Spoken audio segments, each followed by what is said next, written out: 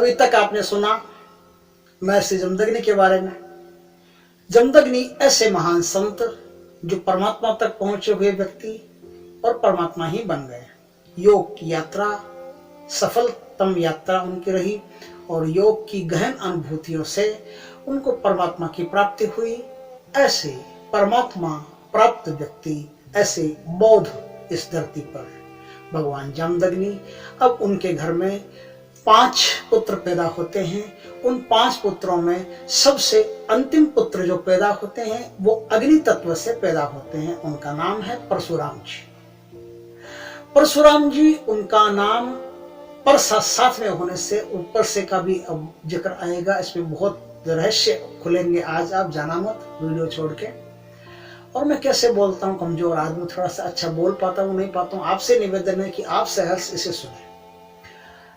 परशुराम जी जिस तिथि को पैदा होते हैं सबसे पहले उस पर गौर करते हैं। वो तिथि है वैशाख शुक्ल पक्ष तृतीया, अक्षय तृतीया। परशुराम जी वैशाख में पैदा होते हैं। वैशाख में क्या होता है, बहुत गर्मी पड़ती है, चारों तरफ सूखा हो जाता है, पत्ते पेड़ों से सूख के गिर चुके होते हैं और पेड़ डंठल के रूप में खड़े होते हैं, शाखा शाखा उनकी दिखती है, पानी की कमी होने लगती है। और इस प्रकार से वैशाख बड़ा प्यासा महीना है, बहुत गर्मी उस महीने में पड़ती है। उस महीने में परशुराम भगवान इस धरती पर पैदा होते हैं। लेकिन भगवान इस धरती पर पैदा होते हैं वैशाख के महीने में, तो अग्नि तत्व है वो आएंगे तो ऐसा ही महीना चुनेंगे जिस महीने में सब कुछ गर्म हो, सब कुछ साफ हो जाए, गर्म गर्म माहौल हो, चारों ओर हवाओं में गर्मी दौड़ रही हो और पेड़ों के पत्ते तक साफ हो गए हो, फूलों की खुशबू साफ हो गई हो, सब कुछ अग्निमय चल रहा हो। वैशाख में इस प्रकार से होने से आपको पता है कि गधे को वैशाख नंदन कहते हैं। वैशाख नंदन का मतलब होता है कि गधा ये समझता है कि देखो मैं सब कुछ, सारी पत्तियां, सारी हरियाली खा गया, सारी घास खा गया, सारी दूब खा गया और मैं मोटा हो गया। और वैशाख में गधा मोटा हो जाता है। गधे जो होते हैं वो अक्सर वैशाख में मोटे हो जाते हैं। वो समझते हैं कि हमने सारा ज्ञान प्राप्त कर लिया और हमारे खानदान में दादाजी ऐसे थे, परदादाजी ऐसे थे, हमें क्या जरूरत तक प्राप्त करने की, हम अब तो खानदानी ज्ञानी है। और वो मोटे हो जाते हैं और फिर बाद में उनको बहुत कुछ वजन सहन करना पड़ता है संसार का। दुख की बात है। लेकिन वैशाख के महीने में भगवान पैदा होते हैं। वैशाख का एक अर्थ है, इसलिए भी वैशाख मायने रखता है। वैशाख का अर्थ होता है जिसकी कोई शाख नहीं होती। जिसकी कोई शाख नहीं होती वो वैशाख है। परमात्मा अद्वैत है, परमात्मा की कोई शाख नहीं है, कोई ब्रांच नहीं है, दूसरा कोई परमात्मा जैसा है नहीं। इसलिए परमात्मा जब आते हैं तो वैशाख का चुनाव करते हैं। वैशाख आपको ये समझा रहा है कि इसकी कोई शाख नहीं है, जो आया है ये पूर्ण ब्रह्म है। अब आप 6 कला, 5 कला, 2 कला के चक्कर में मत पड़ना। जितनी भी कला हो, 6 हो, 2 हो, 16 हो, 12 हो, 15 हो, 13 हो, कितनी हो, परमात्मा पूर्ण है, रत्ती भर उसमें कमी नहीं है। मैं जब वाल्मीकि रामायण पर चर्चा करूंगा ना तो उसमें खोल के एक एक चीज आपको बताऊंगा कि किस तरह से परमात्मा पूर्ण है। क्योंकि आज तक आपने रामायण जो सुनी है ना, वो रामायण एक स्त्री और पुरुष और एक राजा के बेटे, 4 बेटे, वनवास, यही सब सुना है।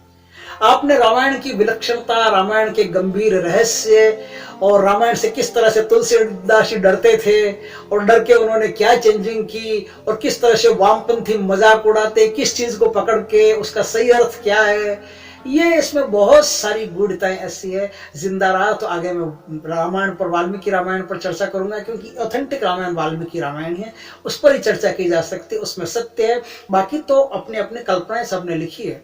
तो ऑथेंटिक रामायण पर मैं चर्चा करूंगा। भागवत पर चर्चा चल रही है, तो आप बने रहिए और ध्यान से ये धर्म के रहस्य हैं, इनसे आप रूबरू होइए, परिचित होइए। वैशाख में परमात्मा इसलिए पैदा होते हैं कि उनकी कोई शाख नहीं होती।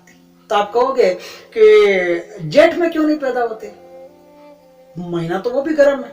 तो जेठ में इसलिए पैदा नहीं होते कि जेठ का महीना, जेठ का मतलब होता है बड़ा, जेस्ट का मतलब होता है बड़ा।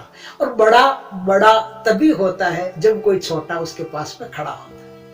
बड़ा पास में खड़ा है छोटा तो ही बड़ा है, नहीं तो बड़ा नहीं है। ना बड़ा है ना छोटा है, सिर्फ है।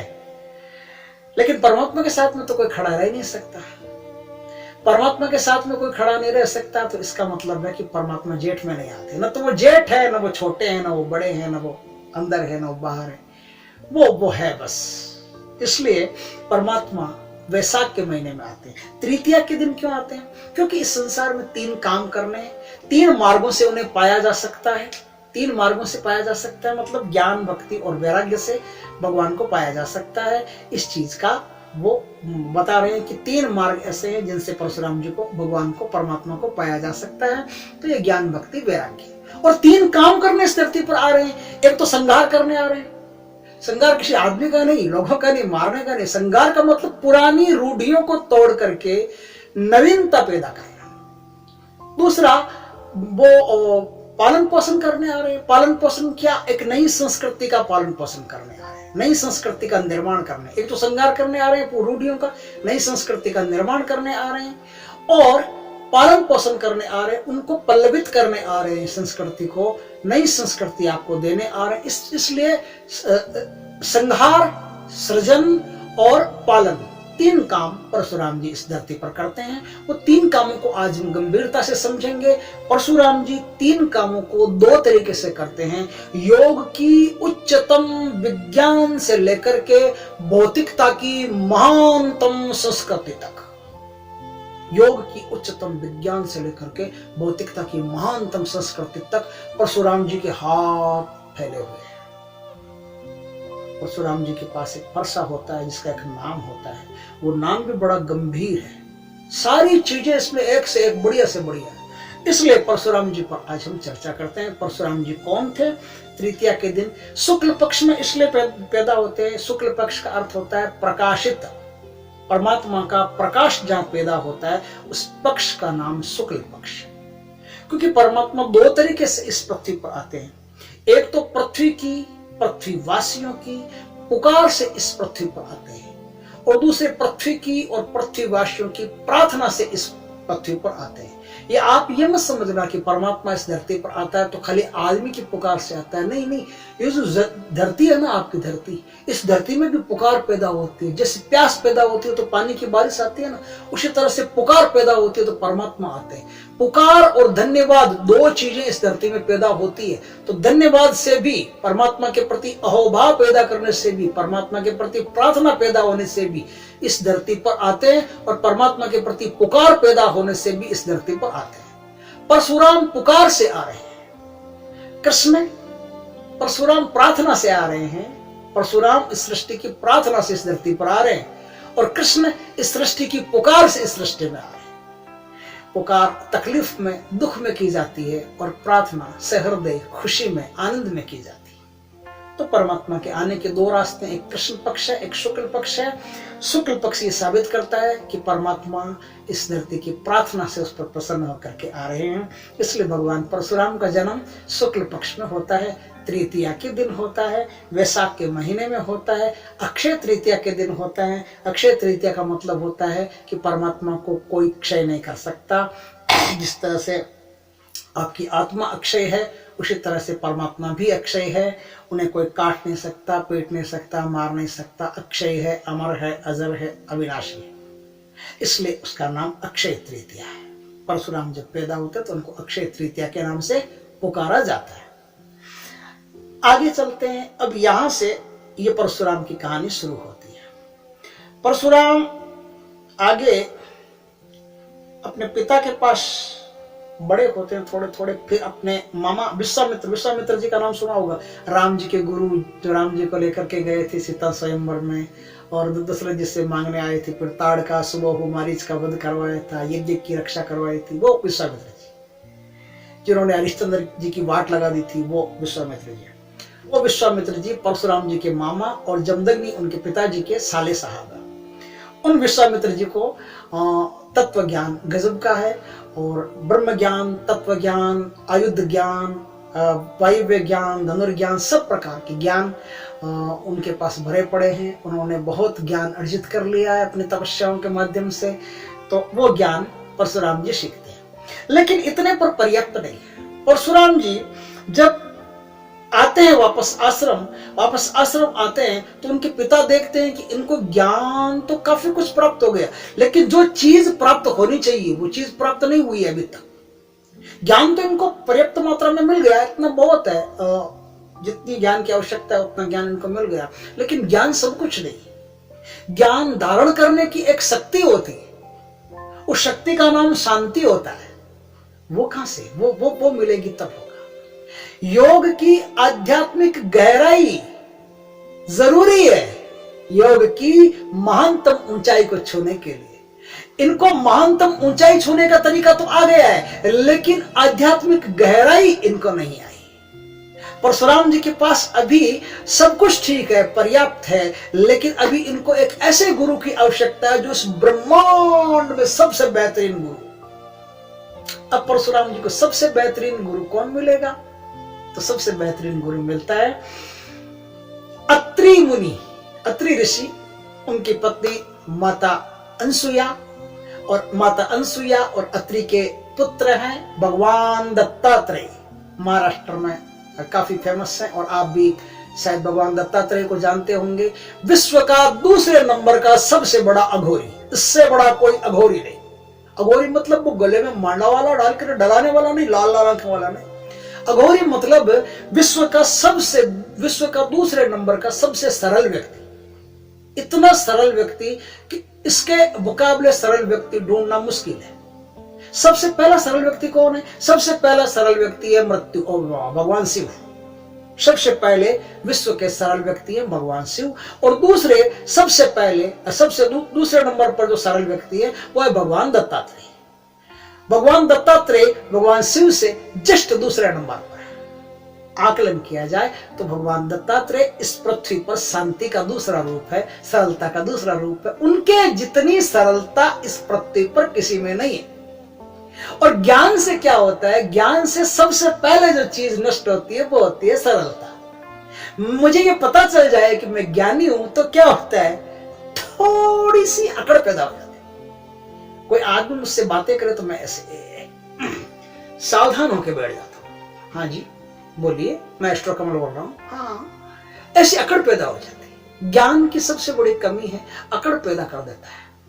लेकिन इस बात को जमदग्नि मुनि जानते, जमदग्नि ऋषि जानते, जमदग्नि जानते कि ज्ञान तो इनको पर्याप्त पैदा हो गया, सब कुछ पैदा हो गया, लेकिन सरलता पैदा नहीं हो रही है। सरलता पैदा होने के लिए ज्ञान की, योग की, ज्ञान की आधार भूमि सरलता है। उस सरलता का नाम कामधेनु गाय। कामधेनु तभी बनती है जब आप सरलता चित्त में पैदा कर लेते हैं। सरलता चित्त में पैदा हो जाती है, उसके ऊपर ज्ञान खड़ा होता है। सरलता के ऊपर ज्ञान खड़ा होता है तो ज्ञान और सरलता मिलकर के कामधेनु बन जाती है। धेनु का अर्थ तो आप समझ गए होंगे। धेनु का मतलब गाय होता है, और गाय सरलता का प्रतीक है। इस धरती पर गाय सरलता का प्रतीक है।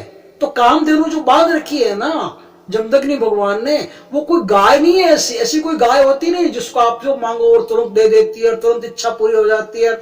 सेना की सेना मांग लो, राजभवन मांग लो, और हीरे मांग लो, पन्ने मांग लो, कुछ भी मांग लो।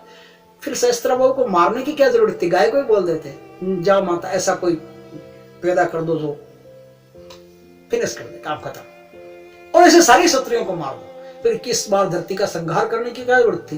खून से लाल करने की क्या जरूरत थी? गाय तो थी।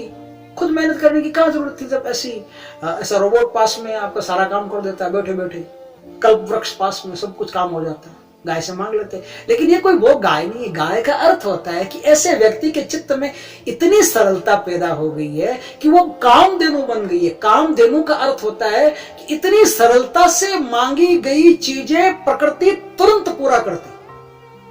आपने श्राप और वरदान के बारे में सुना होगा। श्राप और वरदान ऐसी कोई चीज होती है? श्राप और वरदान सरलता पूर्वक जो आदमी जितना सरल चित्त से आपको कोई आशीर्वाद दे, आप संतों महाराज के प्रणाम करते हो ना, प्रणाम करते हो संतों महाराज के इस चक्कर में कि उनका आशीर्वाद आपको मिलेगा ना। उनका आशीर्वाद मिलेगा कैसे? इसलिए कि आप ये मानते हो कि ये आदमी परम सरल वृत्ति का है, और परम सरलता पूर्वक कही गई बात प्रकृति तुरंत पूरा कर देती है। सरलता से मनुष्य में योगिक सरलता पैदा होती है। उस सरलता से कही गई किसी भी कामना को पैदा हुई किसी भी कामना को प्रकृति तुरंत पूरा कर देती है, तत्काल पूरा कर देती है। उस चीज का नाम है कामधेनु। वो कामधेनु भगवान जमदग्नि के पास में है। वो कामधेनु जमदग्नि के पास में भी, और आगे रामायण में भी एक पात्र उनके पास भी वो कामधेनु। ये कामधेनु बड़ा लफड़ा करवाती है। इतनी सरलता जिस आदमी में पैदा हो तो सबसे पहले बुद्धि उसके दुश्मन बन जाती है। बुद्धि को सरलता पसंद नहीं है, रत्ती पर भी, इसलिए सहस्त्रबाहु से युद्ध होता है। चलो सहस्त्रबाहु की बात बाद में करते हैं, परशुराम जी की बात करते हैं। परशुराम जी ऐसे गुरु के जाकर के शिष्य बनते हैं। दत्तात्रेय भगवान के शिष्य हैं परशुराम जी। बोलो परशुराम भगवान की जय, बोलो दत्तात्रेय महाराज की जय। दत्तात्रेय कौन, ये आप समझ गए होंगे। अनसुया माता ने ब्रह्मा और विष्णु और महेश त्रिदेवों को, त्रिशक्ति को 6-6 महीने के छोटे छोटे बालक कर दिए और पालने में सुला दिए अपनी योग शक्ति से, अपने सतीत्व से। और फिर उनकी धर्म पत्नियां माता पार्वती, लक्ष्मी, सरस्वती, सावित्री, ये जो भी आई और आके मांगा कि हमारे पति को वापस दे दो। उन्होंने कहा कि अपने पति पड़े ले जाओ, पालने में सो रहे हैं, सब ले जाओ। अब समस्या ये हो गई कि पालने में तो सो रहे हैं लेकिन तीनों बच्चे एक ही जैसे लग रहे हैं। अब भेजा तो उनको अनसुया माता का सतीत्व भंग करने के लिए। वो कह रहे हैं कि ऐसा मतलब ऐसा सहन नहीं हो रहा है कि कोई दूसरी मनुष्य लोक में, मृत्यु लोक में कोई ऐसी सती पैदा हो जाए, हमसे भी बड़ी सती। नारद जी ने सब पासा सेट कर दिया। वो आए तो थे वहां, मियाँ जी गए तो नमाज छोड़ने, रोजे गले पड़ गए। आए तो थे सती तो भंग करने, कुछ 6-6 महीने के छोटे छोटे बालक हो गए और उनको लिटा दिया पालने में और अपना स्तन का दूध पिला रही है। उनकी मांग थी कि माता अब भिक्षा तो लेंगे, लेकिन भिक्षा तब लेंगे जब तू नग्न अवस्था में हमारे सामने आएगी तब। ने कहा ऐसी कौन सी बात है, अगर कोई संत महात्मा आए हैं दरवाजे पर तो नग्न अवस्था में आकर के भीख दे देंगे, चलिए कोई बात नहीं।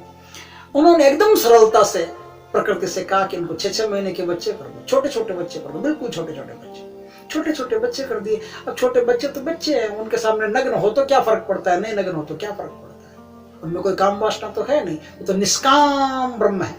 अब निष्काम ब्रह्म में कोई कामना तो है नहीं, इसलिए छोटी छोटी वृत्ति हो गई, पालने में सो रहे हैं। अब सरस्वती जी आई, गायत्री माता जो भी है वो आई, पार्वती जी आई, उन्होंने कहा कि हमारे पतियों को वापस दो।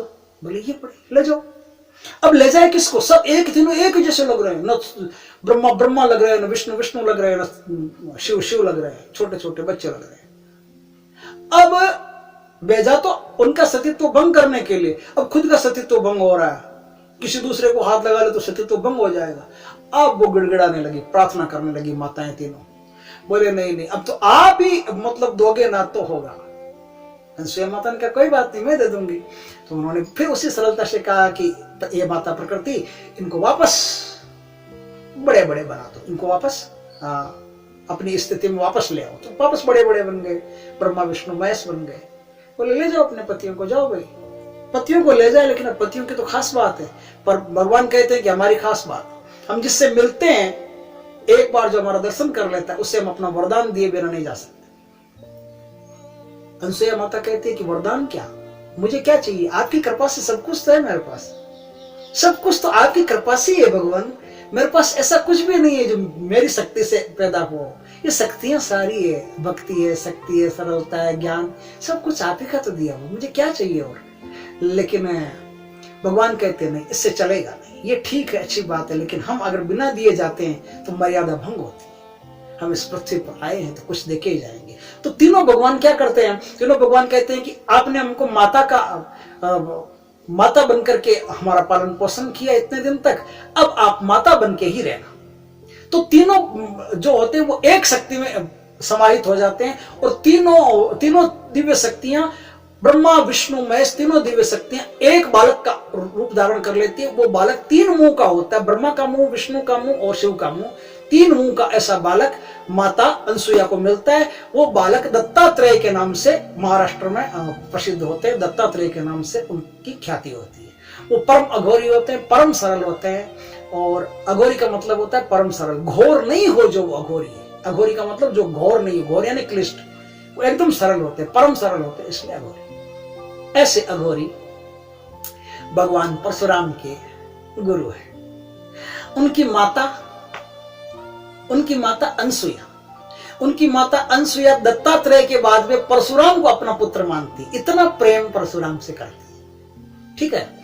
अब उनकी माता ही नहीं, भगवान अगस्त मुनि जो सबसे ज्यादा उस समय ज्ञानी माने जाते थे, सबसे ज्यादा विद्वान, सबसे ज्यादा तपस्वी, सबसे ज्यादा यशस्वी, उनके मुकाबले कोई नहीं, ऐसे ऋषि दक्षिण भारत में रहते थे। ऐसे ऋषि अगस्त, उनकी पत्नी थी लोपामुद्रा। उनकी पत्नी लोपामुद्रा और माता अनसुईया दोनों बराबर रूप से परशुराम को अपना पुत्र मानती है कि नहीं, ये परशुराम हमारा पुत्र। इतना चहेता है परशुराम उनका कि परशुराम ने उनके साथ मिलकर के क्या किया, इस पृथ्वी पर नारी जागरण का आंदोलन किया। अब नारी जागरण आंदोलन क्या होता है, इसको थोड़ा सा समझ लें।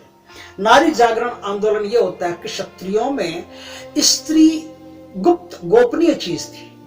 क्षत्रियों में स्त्री बराबर का अधिकार नहीं रखती थी और इस संसार में कहीं नहीं रखती थी। खाली ब्राह्मण वृत्ति के जो साधु सन्यासी लोग थे वो थोड़ा स्त्री को सम्मान देते थे, बाकी स्त्री को सम्मान ज्यादा नहीं मिलता। इस बात से लोपामुद्रा और अनसुईया दोनों थोड़े दुखी थे, परेशान थे कि स्त्री को बराबर का अधिकार नहीं मिल रहा है, सम्मान नहीं मिल रहा है। इस चीज की बड़ी परेशानी थी उनको। तो उन्होंने परशुराम के साथ ये बात की। परशुराम ने सहर्ष इस काम को आगे बढ़ करके किया और परशुराम ने दोनों के साथ, अपने शिष्य के साथ मिलकर के इस पृथ्वी पर नारी जागरण का काम किया। सबसे पहला काम परशुराम का नारी जागरण। नारी जागरण होता क्या है? नारी जागरण होता यह है कि सबको समझाया कि देखो भाई, आप इस धरती पर अकेले नहीं हो, आपके साथ स्त्री की शक्ति है। और आपको शायद पता नहीं है कि इस शरीर में स्त्री और पुरुष दो शक्तियां चलती है। आप यदि संसार की स्त्री को नाराज करोगे, संसार की स्त्री को नीचा समझोगे, तो आपके भीतर जो स्त्री की शक्ति है वो टूटती चली जाएगी, क्षीण होती चली जाएगी, कमजोर होती चली जाएगी और आपके जीवन में कभी शिवलिंग पैदा नहीं होगा, कभी आपके जीवन में अर्धनारेश्वर पैदा नहीं होगा, कभी आपके जीवन में गौरी शंकर पैदा नहीं होगा। और इसका मतलब क्या है? इसका मतलब यह है कि आपके शरीर की स्त्री पुरुष में और पुरुष स्त्री में जब तक मिल नहीं जाते तब तक आप परमात्मा को प्राप्त नहीं कर सकते। यह द्वापर की बात है, लेकिन इस बात को परशुराम तब से समझते, तब से जानते हैं, क्योंकि योगी आदमी है वो, तो जानेंगे ना। योग चित्त की दो धाराएं हैं, ऊर्जा की दो धाराएं हैं। एक पुरुष की धारा, ये भगवान कपिल भी बताते हैं कि आपके शरीर में 25 तत्व हैं। उन 25 तत्वों में एक स्त्री है, एक पुरुष है, एक प्रकृति है, एक पुरुष है। प्रकृति यानी स्त्री और पुरुष यानी परमात्मा। स्त्री और पुरुष दो शक्तियां आपके भीतर मौजूद है। दो आपके अंदर ऐसी ऊर्जा धाराएं हैं, जो स्त्री की ऊर्जा धारा और पुरुष की ऊर्जा धारा। दोनों ऊर्जा धाराएं जब मिल जाती है, एक जीव हो जाती है। पता नहीं स्त्री कहां से शुरू कहां पे खत्म, पता नहीं पुरुष कहां से शुरू कहां से खत्म। उस चीज का नाम है योग और उस चीज का नाम है शिवलिंग और उस चीज का नाम है गौरी शंकर और उस चीज का नाम है अर्धनारेश्वर और उस चीज का नाम है उपलब्धि और उस चीज का नाम है समाधि और उस चीज का नाम है शांति और उस चीज का नाम है परम सत्ता। तो परशुराम सबको समझाते हैं, क्षत्रियों को समझाते हैं, राजाओं को समझाते हैं कि आप दो काम करो। एक तो जब आप सिंहासन पर बैठो तो आप अपने साथ महारानी को भी बिठाया करो। सिंहासन पर महारानी को भी बिठाया करो। महारानी को इसलिए बिठाया करो कि आपके बराबर की शक्ति है। दूसरा, आप ये जो 150 रानियां रखते हो ना, ये 150 रानियां नहीं, एक पत्नी व्रतधारी बनो। एक पत्नी की कीमिया, आज क्या है, आदमी जगह जगह मुंह मारता फिरता है, स्त्री जगह जगह पता नहीं क्या क्या करती फिरती है, इससे क्या टूटता है उसको पता नहीं चलता। लेकिन एक आदमी एक ही स्त्री के प्रति समर्पित हो और एक स्त्री एक ही आदमी के प्रति समर्पित हो, दोनों में जो धारा पैदा हो जाए, सनातन धारा पैदा हो जाए, तो उस सनातन धारा से एक गंभीर यौगिक कृति आपके भीतर पैदा होती है। आपको उसका पता तब चलता है जब आप समर्पित हो जाते हैं। आप आश्चर्य करोगे इस बात का कि यदि स्त्री पुरुष के प्रति और पुरुष स्त्री के प्रति समर्पित हो जाए तो एक दूसरे के स्वभाव, एक दूसरे के चेहरे का नक्शा, एक दूसरे के हाव भाव एक दूसरे में दिखने लगते हैं। आपका कोई मित्र है, उसकी कोई पत्नी है, वो पत्नी और मित्र एक दूसरे में इस तरह से समर्पित होकर के मिल गए हैं, तो कभी कभी आप देखोगे कि आपकी मित्र की जो पत्नी बोलती है वो ऐसा लगता है जैसे आपका मित्र बोल रहा है, और कभी कभी आपका मित्र ऐसा बोलेगा, ऐसा लगेगा जैसे आपकी पत्नी बोल रही है। ऐसा कई बार सास ऐसा नहीं कहती। घर में जो माँ होती है वो क्या होती है, अपनी बहू से चिड़ी हुई होती है ना, और बेटा कुछ बोलता है तो माँ कहती ये नहीं बोल रहा, इसमें वो बोल रही है, इसमें इसकी पत्नी बोल रही है। वो पत्नी बोल रही है ना, वो पत्नी का मतलब है कि दोनों की ऊर्जाएं एक होना शुरू हो गई। पति और पत्नी दोनों की ऊर्जाएं एक होना शुरू हो गई है। इससे क्या होता है, दोहरा काम होगा। एक तो दो शरीर एक हो जाएंगे और एक दोनों परमात्मा को प्राप्त हो जाएंगे। ये एक ऐसी गजब की ऊर्जा धारा है, दोनों परमात्मा को प्राप्त हो जाएंगे। लेकिन एक आदमी 50-60 स्त्रियां रखेगा अपने रंग महल में, अपने जनवास में 50-60 स्त्रियां रखेगा, तो उसका चित्त टुकड़ों में बंटा रहेगा। कभी वो स्त्री खींचेगी, कभी वो स्त्री खींचेगी, कभी वो स्त्री। आदमी विकृत हो जाएगा, बंट जाएगा, टुकड़े टुकड़े हो जाएगा, विखंडित हो जाएगा। परशुराम जी आदमी को अखंडित कर रहे हैं, इसलिए वहां से उनकी शिक्षा शुरू होती है कि एक पत्नी व्रतधारी बनो। उसके बाद में परशुराम जी के बाद में जो राम का अवतार होता है, राम परशुराम की नीतियों को फॉलो करता है। परशुराम राम का जब विवाह होता है तो परशुराम वहां प्रकट होते हैं और ऐसा गुप्त ज्ञान देते हैं, ऐसा लगता है ऐसा वैसे लड़ाई कर रहे हैं, कोई संघर्ष कर रहे हैं। तुलसीदास ने तो इतनी धज्जियां उड़ा दी उसकी पूछो मत। और वो लक्ष्मण बोल रहे हैं, ऐसा लक्ष्मण बोल रहे हैं तो ऐसा लगता है कोई यूपी का ठाकुर बोल रहा है। परशुराम जी आते हैं, ऐसी गोपनीय शिक्षा राम को देकर के जाते हैं, सारी कीमिया देके जाते हैं। उसके बाद में राम सीता चली जाती है तो उनके पीछे पीछे समुद्रों के पार चला जाता है, युद्ध करता है, मारता है, पीटता है, खुद घाव खाता है, लेकिन लाता उसी को है। एक पत्नी व्रतधारी और सीता भी एक पति व्रतधारी। एक पत्नी एक पति आपस में प्रबल समर्पण, और वो समर्पण परमात्मा की तरफ उठे। ये जो राम के जीवन में शिक्षा है, ये परशुराम जी की दी हुई है। समझे ना बात को? तो एक पत्नी व्रतधारी बनो, यहां से राजाओं को, क्षत्रियों को वो शिक्षा दे रहे कि एक पत्नी व्रतधारी बनो। दो काम होंगे, एक तो लड़की को स्वयं अपना वर चुनने का अधिकार होना चाहिए। लड़की को स्वयं अपना वर चुनने का अधिकार होना चाहिए। इससे क्या होगा, लड़की अच्छे तरह से चुनाव करेगी कि ये लड़का मेरे योग्य है कि नहीं है। क्या होता है, पिता सीमाओं के लिए या दूसरे स्वार्थों के लिए अपनी बेटी को कहीं दे भी देता है, लेकिन ये तो गलत बात है। लड़की खुद योग्य होनी चाहिए, खुद लड़का देखे, खुद लड़के को चूज करे कि ये मेरे मापदंडों पर सही है, फिर उसका विवाह होना चाहिए। तो उसके बाद में परशुराम जी के ऐसा करने के बाद में दो काम हुए। एक तो जो राजा जनक थे उन्होंने स्वयंवर किया, स्वयंवर वहां से शुरू हुआ है। परशुराम जी की शिक्षा देने के बाद में इस धरती पर स्वयंवर शुरू हुआ। लड़की लड़का देख कर ही शादी करेगी, अपनी शर्तों पर लड़के का चुनाव करेगी। पहले पिता ही सब कुछ कर देता था। पिता क्या, पहले तो ब्राह्मण ही कर देता था। ब्राह्मण ही अपने आप लिख करके ले जाता था, नारियल पे बांध करके, ये चलो साहब मैं आपकी लड़की की सगाई करके आ गया, वो हो गई। अब परशुराम ने कहा नहीं, ऐसा नहीं चलेगा, लड़की खुद देखेगी। तो यहां से दो बातें शुरू हुई, पति और पत्नी समान हैं, एक ही सिंहासन पर पति और पत्नी दोनों बैठेंगे।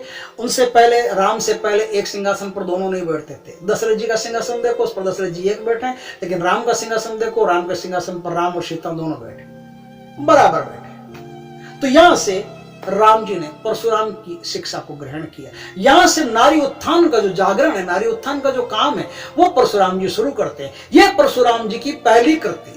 यहां से परशुराम जी इस पृथ्वी को एक नया आयाम देके जा रहे हैं, पुरानी रूढ़िवादिता को तोड़ रहे हैं और नई चीज को परशुराम जी इस धरती पर प्रस्तुत कर रहे हैं। ये भगवान की पहली कृति। दूसरी कृति आगे और चलते हैं। अगले वीडियो में हम आपको दूसरी चीज बताएंगे। फिर इस तरह से परशुराम की छोटी छोटी कथाएं बताते हुए पूरे परशुराम जी का चरित्र चिंतन आपके सामने करेंगे। अगर अच्छा लगा हो तो वीडियो शेयर करें। अगले वीडियो में हम फिर मिलते हैं इन्हीं परशुराम जी के साथ, इसी कथा को आगे बढ़ाते हुए। जय परशुराम जी के मित्रों।